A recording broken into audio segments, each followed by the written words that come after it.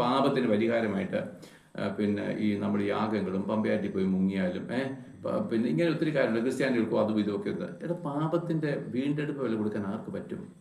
നമ്മുടെ വീണ്ടെടുപ്പ് വില കൊടുക്കാൻ ആർക്കും അത്രയ്ക്ക് വിലയേറിയ ഒരു ആത്മാവ് നമുക്കുള്ളൂ.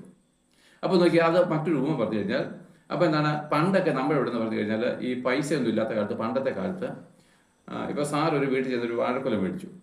വാഴക്കൊലയ്ക്ക് തുല്യമായിരിക്കുന്ന ഇഞ്ചിയോ കുരുമുളകോ ഏത്തക്കൊലയോ അല്ല മറ്റ് ചേനയോ വല്ല അങ്ങോട്ട് കൊടുക്കണം, ഇല്ലേ? അപ്പം ഇതിന് തുല്യമായിരിക്കുന്നൊരു വില മറ്റൊരു വസ്തു കൊണ്ട് അങ്ങോട്ട് വീട്ടുന്നത്. അപ്പോഴങ്ങനെയാണെങ്കിൽ നോക്കിയേ, ഇപ്പം സാറിനെ അല്ലെങ്കിൽ എന്നെ അപ്പോൾ ഒരു ത്രാസം, അതിൻ്റെ ഒരു തട്ടിൽ എന്നെ കയറ്റിയിരുത്തി, ഈ തുലാഭാരം എന്നൊക്കെ പറയത്തില്ലേ?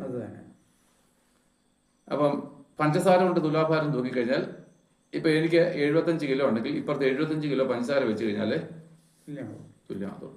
ഈ പഞ്ചസാര ദേവസ്വത്തിലേക്കും പോവും, അല്ലെങ്കിൽ അങ്ങോട്ടും പോവും, ഞാനവിടെ നിന്ന് എഴുന്നേറ്റും വരും. അപ്പോൾ ശർക്കര കൊണ്ട്, പഞ്ചസാര കൊണ്ട്, മറ്റ് പലവിധമായിരിക്കുന്ന കാര്യങ്ങൾ കൊണ്ട് തുലാഭാരം തൂക്കുന്നത്. ഇനി വലിയ പണക്കാരാണ് സ്വർണ്ണം കൊണ്ട് തുലാഭാരം തൂക്കും.